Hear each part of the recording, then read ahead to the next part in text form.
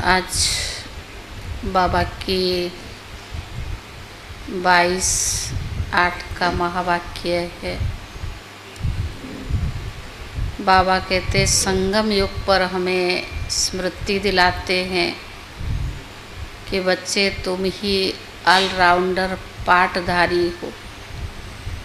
तुमने ही 84 जन्म का पाठ बजाया, अब पतित से पतित बन गए हो अति।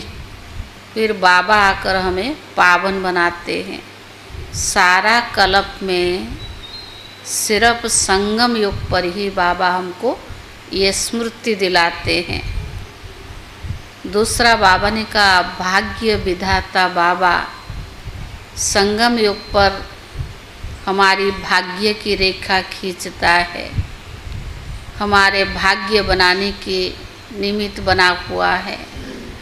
पर बाबा ने कहा तुम बच्चे अपने भाग्य की किस शब्दों में बाबा की महिमा करते हो। जब हमें ज्ञान प्राप्त होता है, ज्ञान समझ में आता है, तो हम किसकी शुक्रिया करते? बाबा की करते कि हम ब्राह्मण चोटी है। दुनिया में कुख वंशावली है और बाबा ने हमें मुख वंशावली ब्राह्मण बनाया है। तो भाग्य विधाता बाप इतना ऊंचा बना देता है, हमारी प्रारब्ध इतनी ऊंची देता है। तो 21 जन्म किया, त्रेता के अंत कलयुग के भी कुछ समय पहले हम दुखी हो जाते हैं। तो बाबा ने कहा तुम सारा दिन अपनी भाग्य की महिमा करो कि भाग्य विधाता बाबा हमारा कितना बड़ा भाग्य बना रहा है। और इस ड्रामा में सबसे बड़ा पोजीशन किसका है? बड़ा शिव बाबा का। बाबा से बड़ा पोजीशन किसका? कोई नहीं सकता। सारे मीठे बच्चे तुम सारे कल्प में ऑलराउंडर पाठ बजाया, अब पाठ पूरा हुआ, घर चलना है। मीठे बच्चे तुमने सारे कल्प में ऑलराउंडर पाठ बजाया, अब पाठ पूरा हुआ, घर चलना है। प्रश्न, तुम बच्चे अपने भाग्य की महिमा किन शब्दों में करते हो? तुम बच्चे अपने भाग्य की महिमा किन शब्दों में करते हो?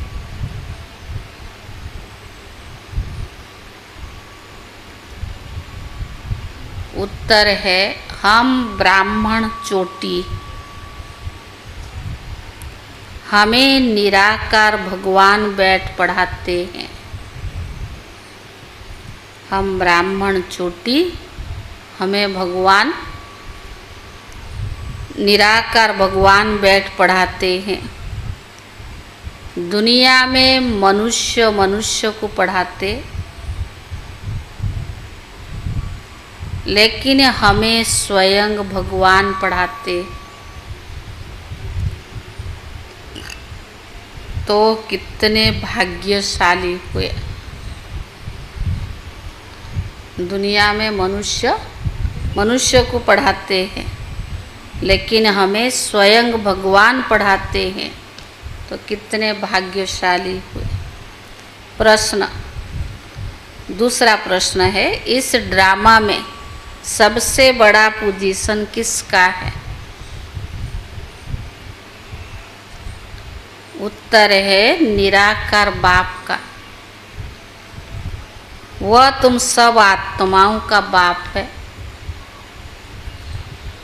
सब आत्माएं ड्रामा के सूत्र में बांधी हुई है। सब आत्माएं ड्रामा के सूत्र में बांधी हुई है। सबसे बड़ा पोजीशन बाप का है। ओम शांति। रूहानी बच्चों से रूहानी बाप पूछ रहे हैं, मीठे मीठे बच्चे, अपना घर शांति धाम याद है? हाँ? भूले तो नहीं गए हो? अब 84 का चक्कर पूरा हुआ। कैसे पूरा हुआ यह भी तो तुम समझ गए हो ना। सतयुग से लेकर कलयुग अंत तक ऐसे और कोई भी पूछ न सके। मीठे मीठे लाडले बच्चों से बाबा पूछते हैं, अब घर चलना है? घर चलकर सुख धाम में आना है ना। यह सुख धाम तो नहीं है, यह पुरानी दुनिया दुख धाम है। वह है शांति धाम, सुख धाम। अब इस दुख धाम से मुक्त हो जाना है और मुक्ति धाम जाना है। मुक्ति धाम अथवा शांति धाम।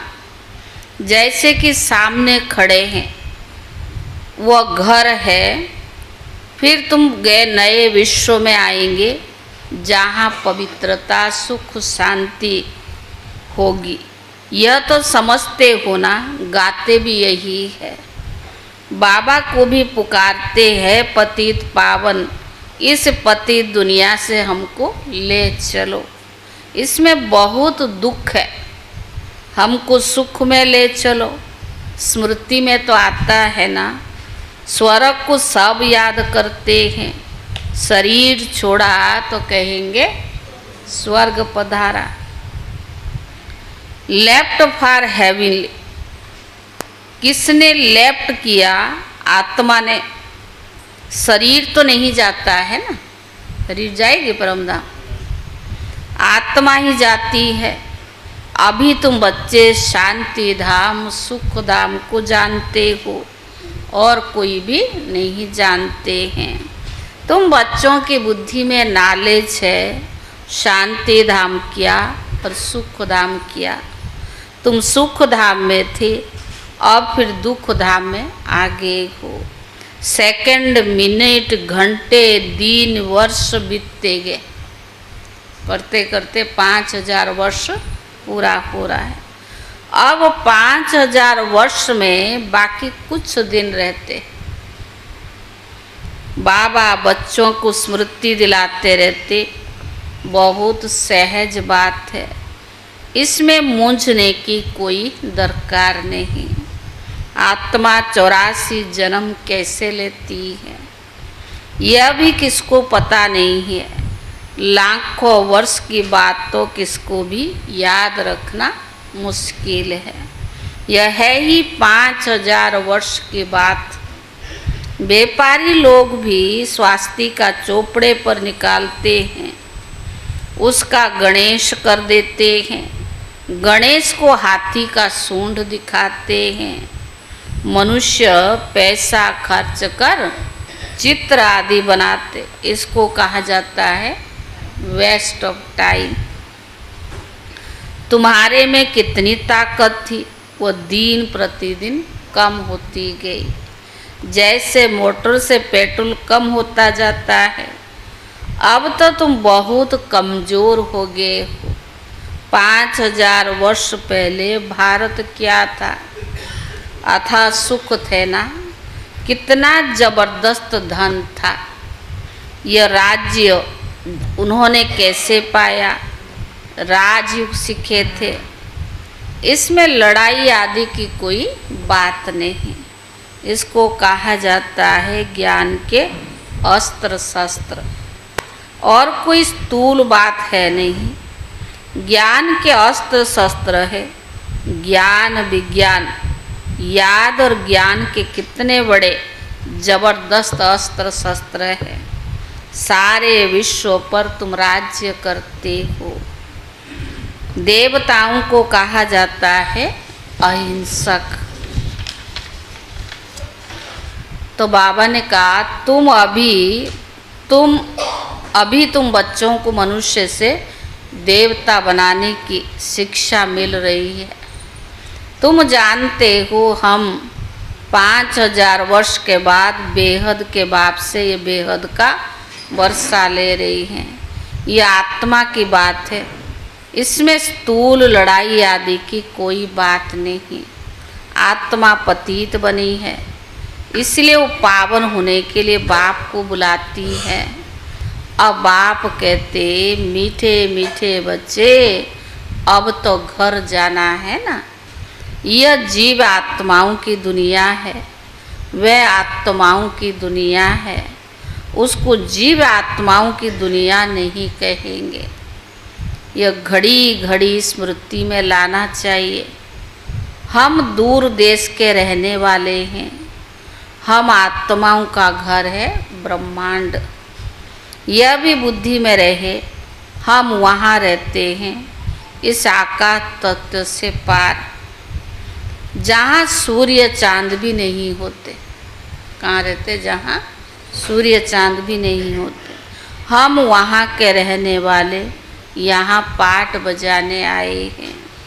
84 जन्मों का पाठ बजाते हैं। अब तो 84 जन्म ले नहीं सकते। आस्ते आस्ते ऊपर से उतरते आते हैं। हम ऑल राउंडर है। सब काम करने वालों को ऑल राउंडर कहा जाता है। तुम भी ऑल राउंडर हो। आदि से अंत तक तुम्हारा पाठ है।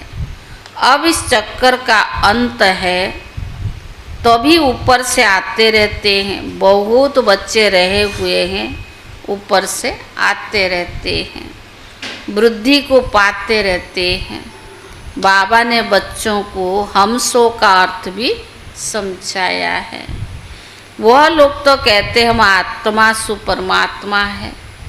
उनको तो ड्रामा के आदि मध्य अंत ड्यूरेशन आदि का कुछ भी पता नहीं है। तुमको तो बाबा ने समझाया है। इस शरीर में तुम अभी ब्राह्मण हो। प्रजापिता ब्रह्मा द्वारा शिव बाबा ने तुमको एडॉप्ट किया है। पढ़ाते हैं ना, यह सदैव याद रहना चाहिए। भगवान हमें पढ़ाता है, ये सदैव याद रहना चाहिए। बाबा हमको पढ़ा रही है। वह ऊंचते ऊंचा भगवान है। सभी आत्माएं इस ड्रामा के धागे में पिरोए हुए हैं। अभी तुम जानते हो, हम शुरू में देवता थे, फिर क्षत्रिय धर्म में आए, अर्थात सूर्यवंशी चंद्रवंशी में आए। इतने जन्म लिए, यह सब पता तो होना चाहिए ना। यह नॉलेज पहले तुम्हारे में बिल्कुल नहीं थी, अभी बाबा ने समझाया है। यह वर्णों की बाजोली है। अभी तुम शूद्र से ब्राह्मण बने हो, फिर ब्राह्मण से देवता बनेंगे। विराट रूप दिखाते हैं ना, तुम्हारी बुद्धि में सारा ज्ञान है। कैसे हम नीचे उतरे, फिर ब्राह्मण कुल में आए, फिर डीटी डिनाइस्ट में आए। अभी तुम ब्राह्मण चोटी हो। चोटी सबसे ऊंची होती है। तुम्हारे जैसा ऊंच कुल कौन कहलावे। भगवान बाप आकर तुमको पढ़ा रही हैं। तुम कितने भाग्यशाली हो। अपने भाग्य को कुछ महिमा तो करो। बाहर में तो सब मनुष्य मनुष्य को पढ़ाते हैं। यह तो निराकार बाप है। यह बाप कल्प कल्प एक ही बार आकर नॉलेज देते हैं। पढ़ाई तो हर एक पढ़ते हैं ना। बैरिस्ट्री की नॉलेज पढ़कर बैरिस्ट्री बनते हैं। वह सब मनुष्य मनुष्य को पढ़ाते आते हैं। तो बाबा ने कहा अभी है भगवान उवाच, मनुष्य को तो कभी भगवान नहीं कहा जाता है। वह तो निराकार है। यहाँ आकर तुम बच्चों को पढ़ाते हैं। पढ़ाई ना सूक्ष्म वतन में ना मूल वतन में पढ़नी होती है। पढ़ाई होती है यहाँ। हमको निश्चय बाबा ने कहा इसमें मूंझने की कोई बात नहीं है। स्कूल में कभी स्टूडेंट कहेंगे क्या हम मूंझते, पढ़ाई माना पढ़ाई है ना, ये थोड़ी क्या हम स्कूल में आके पढ़ने में मूंझते। यह लक्ष्मी बाबा ने कहा हमको निश्चय नहीं होता है, पढ़ाई को पढ़कर अपना स्टेटस लेते हैं। यह लक्ष्मी नारायण सतयुग आदि में विश्व के मालिक कैसे बने, जरूर बाप द्वारा बने हैं। इस समय तो प्रजा का प्रजा पर राज्य है, राजा रानी है नहीं। सतयुग में थे, अभी कलयुग के अंत में है नहीं। इसको कहा जाता है पंचायती राज्य। गीता में लिख दिया है कौरव और पांडव, रूहानी पंडित तो तुम हो ना। सबको रूहानी घर का रास्ता बताते हो, वह है आत्माओं का रूहानी घर। रोज जन्म लेकर पाठ बजाती है, यह बातें तुम्हारे सिवाय और कोई भी नहीं जानते हैं। ऋषि मुनि आदि कोई भी नहीं रचता, रचना के आदि अंत को, आदि मध्य अंत को जानते। लाखों वर्ष कह देते हैं, परंतु उनका भी कोई पूरा हिसाब किताब है नहीं। आधा आधा तो हो न सके, पूरा आधा सुख धाम, फिर पूरा आधा दुख धाम। यह पतित दुनिया, पतित और ही 22 बावन का विशेष, और वो है 22लेस। ये 20 दुनिया है और वो है 22लेस दुनिया। बाबा कितना ऊंचते ऊंचा है, परंतु कितना साधारण है। कोई बड़े आदमी ऑफिसर शादी से मिलते हैं तो उनको कितना रिगार्ड देते हैं। पतित दुनिया में पतित मनुष्यों को पतितों का दीदार करते हैं। पावन तो है ही गुप्त, बाहर से दिखाई कुछ नहीं पड़ता है। बाबा को कहा जाता है नॉलेजफुल, ब्लिसफुल। अब सब बातों से बाप फूल है, इसलिए उनको ज्ञान का सागर कहा जाता है। हर एक मनुष्य के पोजीशन की महिमा अलग अलग है, सबकी महिमा एक जैसी नहीं है। हर एक का पोजीशन का अपनी अपनी महिमा है। वजीर को वजीर, प्राइम मिनिस्टर को प्राइम मिनिस्टर कहेंगे। यह फिर है ऊंचते ऊंचा भगवान। मनुष्य की महिमा अलग है, देवताओं की महिमा अलग है, साधु संत की महिमा अलग है, और परमात्मा की महिमा अलग है, क्योंकि सबसे ऊंचा है। सबसे बड़ा पोजीशन है निराकार बाप का, जिससे हम सब बच्चे हैं। वहाँ हम बाप के साथ परमधाम में रहते हैं, वे घर है। यहाँ सबको अपना अपना पाठ मिला हुआ है। कोई एक जन्म का भी पाठ बजाकर वापस चले जाते हैं। मैक्सिमम 84 जन्म है और मिनिमम 1 जन्म तो लेना पड़े। बाबा समझाते हैं यह मनुष्य सृष्टि का वैरायटी झाड़ है, एक ना मिले दूसरे से। आत्मा तो एक जैसी है, बाकी शरीर एक ना मिले दूसरे से। नाटक भी दिखाते हैं जिसमें एक जैसी दो शक्ल भी बनाते हैं, जिसमें मूंझ जाते, पता नहीं हमारा पति है यह है या वो है। यह तो बेहद का ख्याल है, इसमें एक ना मिले दूसरे से। हर जन्म में फीचर्स बदलते जाते हैं। कितना बड़ा बेहद का नाटक है, तो उनको जानना तो चाहिए ना। सारे सृष्टि के आदि मध्य अंत का ज्ञान तुम्हारी बुद्धि में है। हर एक ड्रामा में जो पाठ है वही बजाएंगे। ड्रामा में कोई रिलैप्स नहीं हो सकता है, उसमें निकल नहीं सकता है। बेहद का ड्रामा है ना, जन्म लेते रहते हैं। सबके फीचर्स अलग अलग है, कितने वैरायटी फीचर्स है।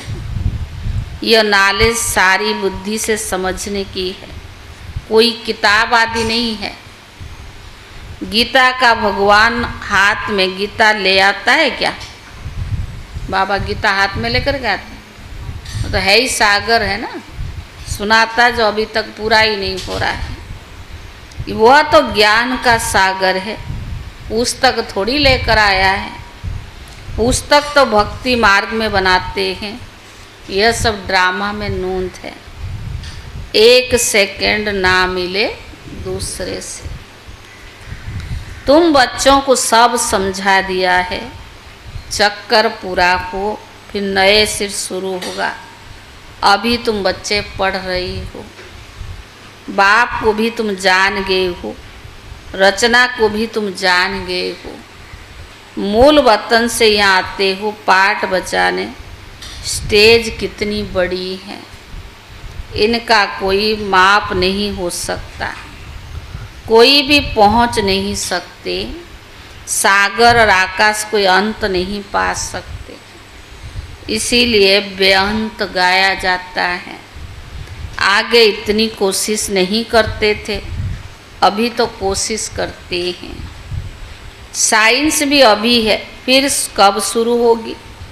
जब इन्हों का पाठ होगा। तो इतनी यह सब बातें शास्त्रों में थोड़ी है। सुनाने वाले के बदले सुनने वाले का नाम डाल दिया है। यह काली आत्मा, वो गोरी आत्मा। काली आत्मा इनके द्वारा सुनकर गोरी बनी है। नाले से कितना ऊंच पद मिलता है। यह है गीता पाठशाला। कौन पढ़ाते हैं? हाँ?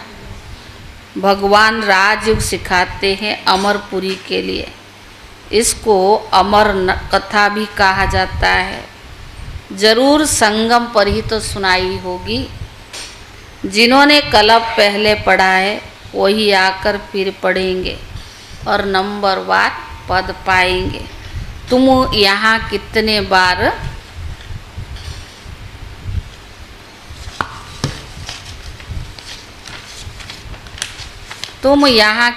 बार आए हो? अनगिनत। कोई पूछे यह नाटक कब शुरू हुआ, तुम कहेंगे यह तो अनादि चला आ रहा है। गिनती की बात हो ही नहीं सकती, पूछने का ख्याल भी नहीं आता। शास्त्रों में सभी है भक्ति मार्ग की कहानियाँ जो पढ़ते रहते हैं। यहाँ तो अनेक भाषाएं हैं। सतयुग में अनेक भाषाएं आदि नहीं होती।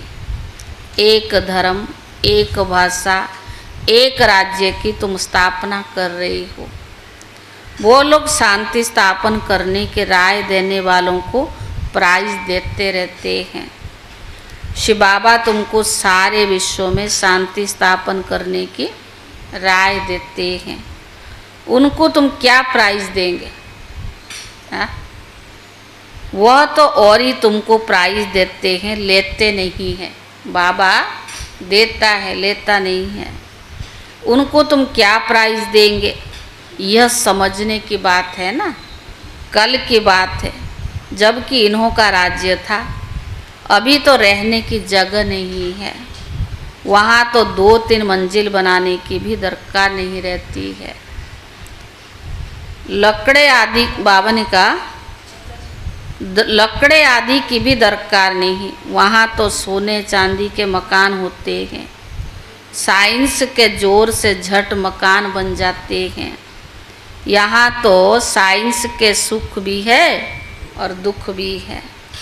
इससे सारी दुनिया खलास हो जाएगी। इसको कहा जाता है पालक पाम्पियाँ। माया का कितना पाम्प है। साहूकारों के लिए तो जैसे स्वर्ग है, इसीलिए तुम्हारी बात भी नहीं सुनते हैं। आगे तुम भी नहीं जानते थे। यहाँ तो बाप आकर डायरेक्ट तुमको पढ़ाते हैं।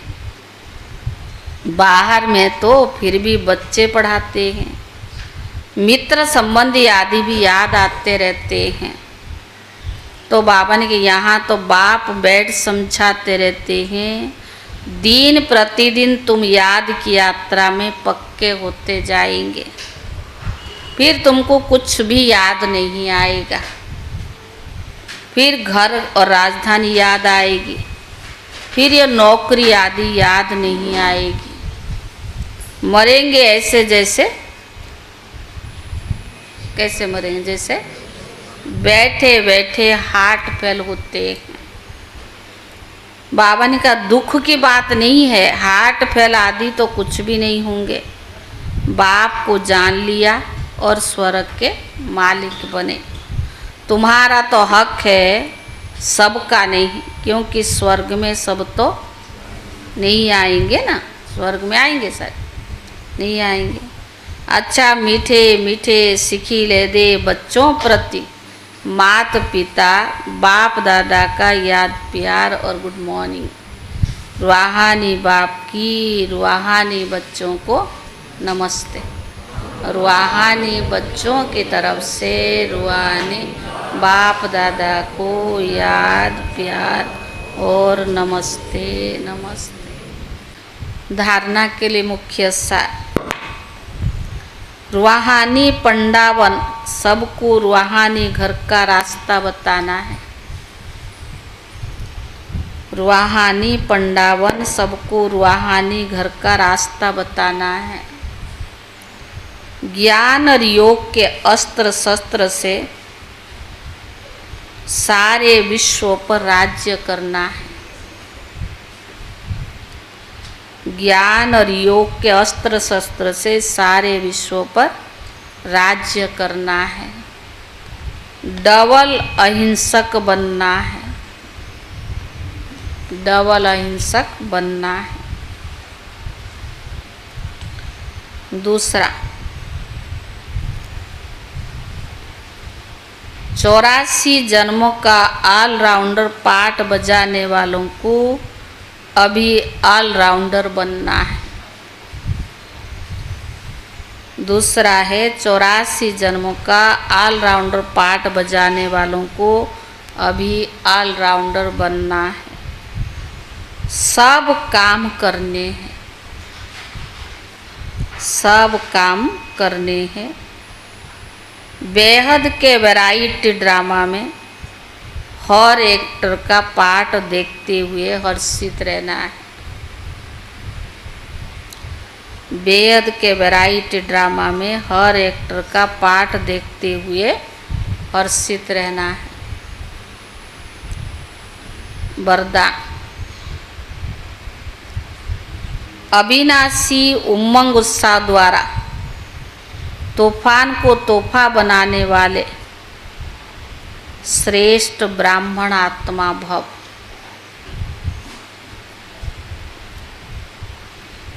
वरदान है अविनाशी उमंग उत्साह द्वारा तूफान को तोहफा बनाने वाले श्रेष्ठ ब्राह्मण आत्मा भव।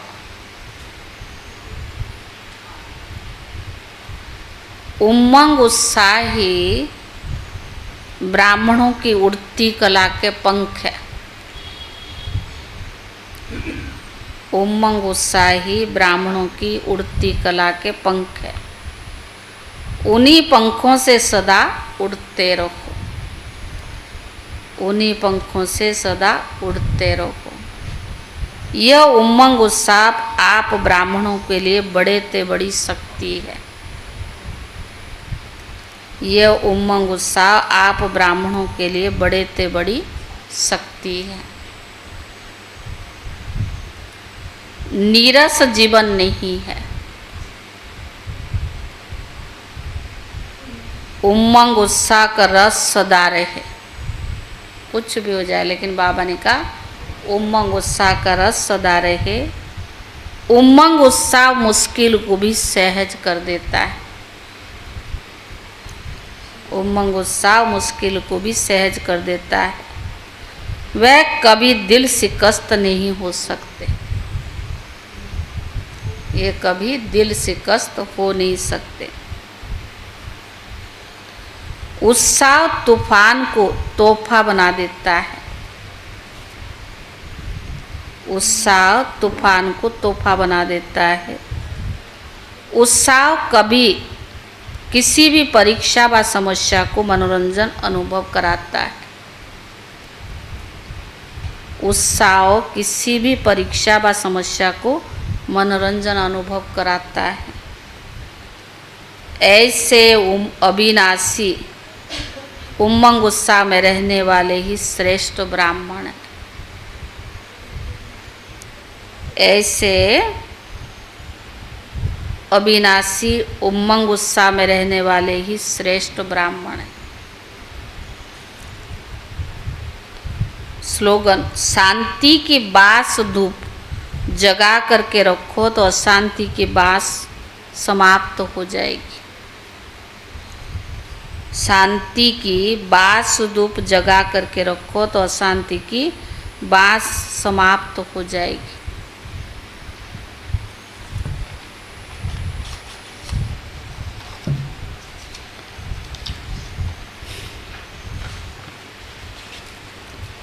आज कितने तारीख है? 22। आज के अव्यक्त इशारा हैं। अपनी जो विशेषताएं हैं उनको सामने रखो तो अपने आप में फैत रहेगा। कमजोरी की बात को ज़्यादा नहीं सोचो तो फिर खुशी में आगे बढ़ते जाएंगे। जब आप सर्वशक्तिवान हैं तो उसका हाथ पकड़ने वाले पार पहुँचे कि पहुँचे। चाहे खुद भले कमज़ोर भी हो लेकिन साथी मजबूत है, इसलिए पार हो ही जाएंगे। इस स्मृति से विजयी बनो और दूसरों को भी बनाओ। ओम शांति।